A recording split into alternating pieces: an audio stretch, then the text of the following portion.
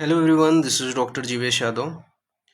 तो इस वीडियो में हम लोग बात करेंगे नेक्स्ट एग्ज़ाम के कैंसलेशन से रिलेटेड कि कौन से बैच के लिए कैंसिल हुआ है। ठीक है, पहली बात तो ये।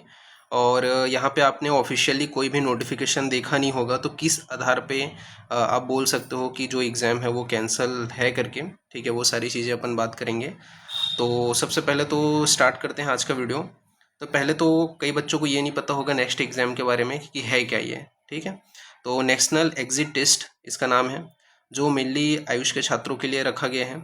और यह जो एग्ज़ाम है, ठीक है, ऐसा होता था अभी तक कि इससे पहले नेक्स्ट एग्ज़ाम से पहले तक कि आप जो है अपना रजिस्ट्रेशन सीधा करवा सकते थे जो आयुष है विभाग है आपके स्टेट के वहाँ से। ठीक है, लेकिन अब गवर्नमेंट ने गैजेट एक्ट पारित किया है और गैजेट एक्ट पारित करके उन्होंने नेक्स्ट एग्ज़ाम जो है वो ला दिया है कि आपको अब पूरा बीएमएस या फिर आप बीएचएमएस या फिर आप क्या बोलना चाहिए जो सिद्धा वगैरह है, ठीक है, वो कंप्लीट करने के बाद में उसके बाद में आपको एक एग्ज़ाम क्रैक करना पड़ेगा। उसके बाद में वो एग्ज़ाम क्रैक करने के बाद मतलब पूरा कोर्स 5.5 साल का कंप्लीट करने के बाद में आपको एक एग्ज़ाम देना पड़ेगा और इस एग्ज़ाम में पास होने के बाद में आपका जो रजिस्ट्रेशन है वो होगा। ठीक है, जो रजिस्ट्रेशन है वो तब तक नहीं होगा जैसे नॉर्मली अभी तक क्या होता था कि आप जो है बीएएमएस पूरा कंप्लीट किए, ठीक है, या बीएचएमएस पूरा कंप्लीट किए, फिर आपको जो है आपकी काउंसिल से आपको रजिस्ट्रेशन हो जाता था।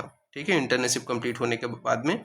लेकिन अभी नया गैजेट एक्ट में ये लिखा हुआ था कि जो नेक्स्ट एग्ज़ाम है वो आपको पास करना पड़ेगा, तभी जा करके वो जो लाइसेंस वाली जो रजिस्ट्रेशन है वो आपको मिलेगी। ठीक है, तो ये चीज़ था। तो ये है आपका नेक्स्ट एग्ज़ाम, मतलब नेक्स्ट एग्ज़ाम क्वालिफाई करने के बाद में ही आप कर सकते थे करके।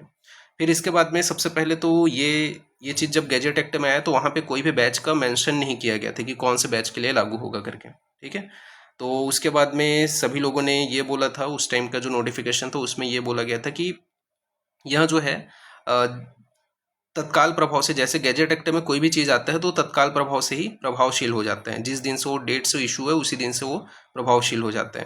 ठीक है, तो बट वही है कि बैच मेंशन नहीं होने के कारण वहाँ पे सभी लोगों को यही क्लियर हो गया था कि जो स्टार्टिंग के जो बैच हैं, ठीक है, यानी कि 2018-19 के जो बैच हैं या उनको देना पड़ सकता है, या उसके बाद के जो भी बच्चे हैं, ठीक है, क्योंकि कई लोग का बैक लग रहा था तो हर किसी को देना पड़ेगा ऐसा था। फिर उसके बाद में प्रोटेस्ट हुआ, प्रोटेस्ट होने के बाद में गवर्नमेंट ने ये चीज़ क्लियर किया कि यह जो एग्ज़ाम है वो 2020 से 19 तक के जो बैच वाले हैं, ठीक है, उनको नहीं देना है करके ये चीज़ क्लियर कर दिया उन्होंने, गवर्नमेंट ने। फिर उसके बाद में अभी जो है लेटेस्ट नोटिफिकेशन जो आया है, ठीक है, लेटेस्ट नोटिफिकेशन बोलता हूँ, लेटेस्ट जो न्यूज़ आया है उसके विषय में बात करूँगा। तो आप देखोगे कि एक ऑफिशियली जो मराठी मीडिया चैनल है TV9, ठीक है, उसके ऊपर कल यानी कि 11 तारीख को, 11 जून को माननीय जो आयुष मिनिस्टर हैं प्रताप राव जाधव जी जो हैं, ठीक है, उन्होंने एक इंटरव्यू दिया है। वो पूरे इंटरव्यू आपका मराठी में आपको देखने को मिलेगा। मैं उसका सारांश यहाँ पे बताने वाला हूँ कि उस इंटरव्यू के दौरान उन्होंने बताया है कि जो नेक्स्ट एग्ज़ाम है, ठीक है, वो किस बैच के लिए रहेगा करके। तो उन्होंने बताया है कि यह जो है आपके 2021 2022 में जिन बच्चों ने एडमिशन लिए हैं, ठीक है, तो 2021 और 2022 में तक के जो बच्चों ने एडमिशन लिए हैं, ठीक है, उनके लिए ये जो एग्ज़ाम है वो नहीं है, ठीक है, उनको नहीं देना पड़ेगा। बाकी 2023-24 वाली जो बैच है उनको जो है यह नेक्स्ट एग्ज़ाम देना पड़ेगा करके उस इंटरव्यू में उन्होंने बताया है।